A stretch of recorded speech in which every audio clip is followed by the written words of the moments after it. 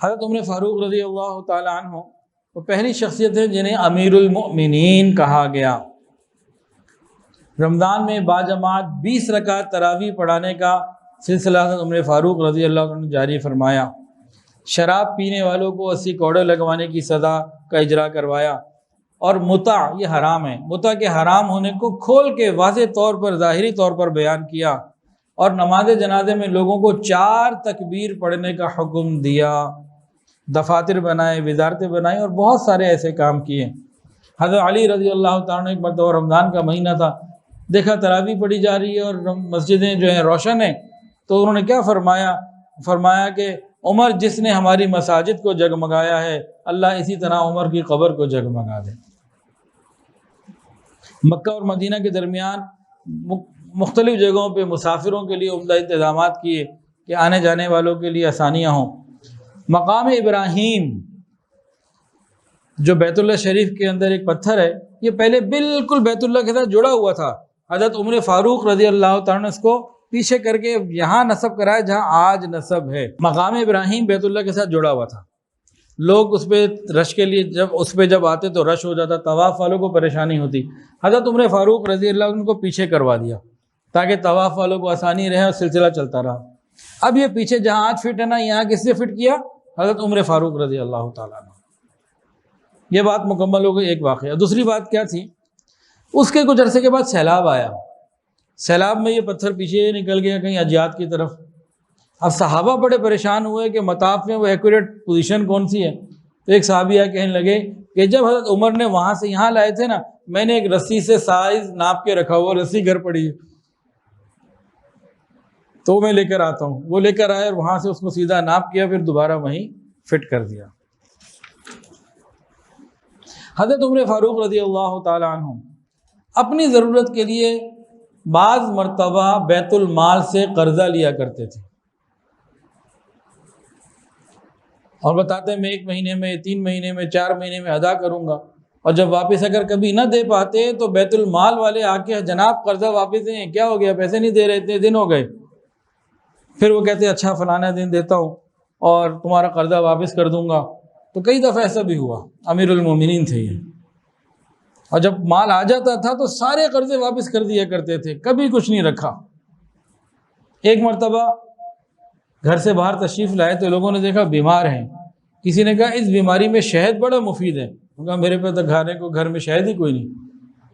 پھر کہا اچھا بیت المال میں 2 ڈرم شہد کے آئے میں، اگر آپ سب اجازت دو تو اس میں اتنا کھا لوں کہ طبیعت ٹھیک ہو جائے۔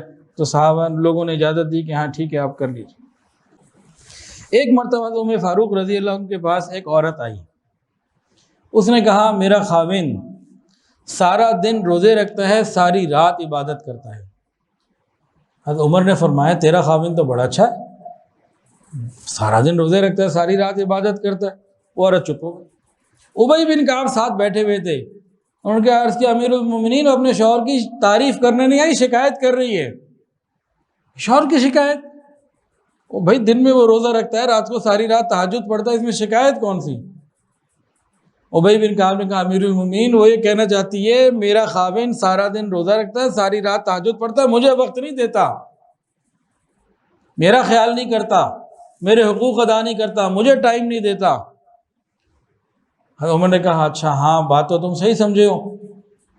پھر کہا اچھا بات کی سمجھ بھی اللہ نے تمہیں دی، فیصلہ بھی تم ہی کرو۔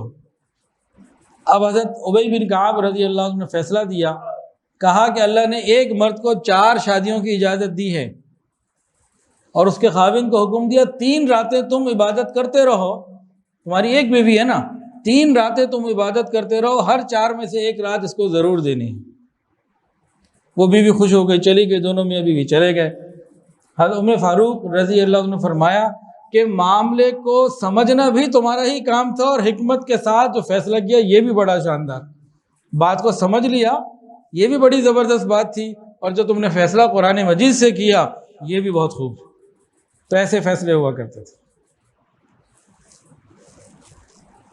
ایک مرتبہ عمر فاروق رضی اللہ تعالی عنہ نے گشت کرتے رہتے تھے، حالات رعایا کے چیک کرتے رہتے تھے۔ ایک عورت کو دیکھا کہ کچھ ایسے اشعار پڑھ رہی ہے شوہر کی جدائی میں، اور اس طرح کے الفاظ سے کہیں میں کہیں کسی گناہ میں مبتلا نہ ہو جاؤں۔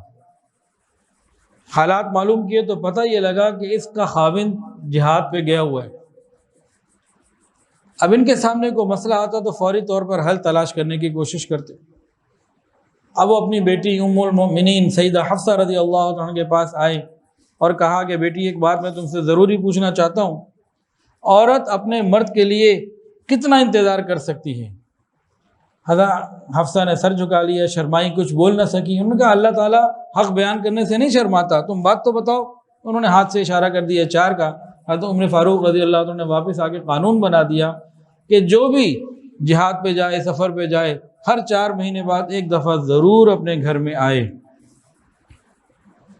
اور بیگم کے حقوق ادا کرے، گھر والوں کے حقوق ادا کرے۔ قیامت کے دن پوچھو گے۔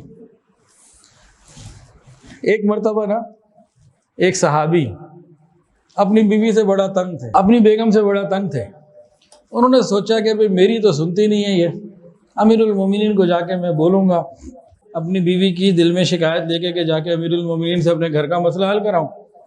اب جب دیکھا تو حضرت عمر ہیں، ان کی بیوی انہی کو برا بھلا کہہ رہی ہے، کچھ الٹا سیدھا بول رہی ہے، سنتے جا رہے ہیں، چپ ہے کہ میں اپنی شکایت لے کر آؤں، ادھر تو معاملہ مجھ سے بھی زیادہ تو کچھ تیز لگ رہا ہے۔ اب حضرت عمر باہر آئے، السلام علیکم وعلیکم السلام، جی اب چپ، میں کیا شکایت کروں؟ ہاں بھئی آپ آئے، کو بات تو بتائیں کہ حضرت بس بھائی کیا معاف؟ نے کہا جی میں تو اپنی بیوی کی شکایت لے کر آیا تھا، ادھر تو آپ کے گھر کا معاملہ ایسا ہے، آپ کو میں کیا شکایت کروں؟ آپ کر سکتے ہوتے اپنے گھر کا مسئلہ حل کر لیتے۔ حضرت عمر نے سمجھایا، کیا یہ تمہارے کپڑے نہیں دھوتی، تمہارے لیے دھوبن نہیں ہے؟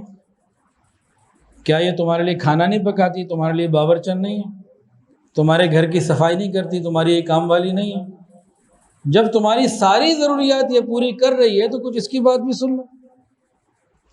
یہاں پر ایک بات اور سن لیں، یہ مردوں کے لیے جو شادی شدہ ادھر مسکرا رہے ہیں نا، ذرا توجہ سے سنیں۔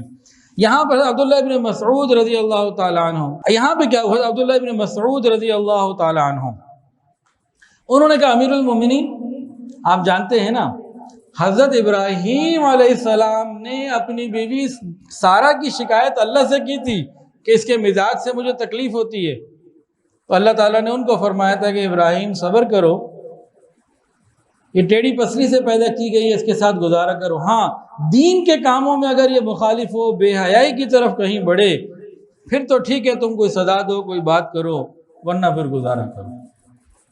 دیکھیں بات کہاں تک پہنچی، اپنی بیوی سے ان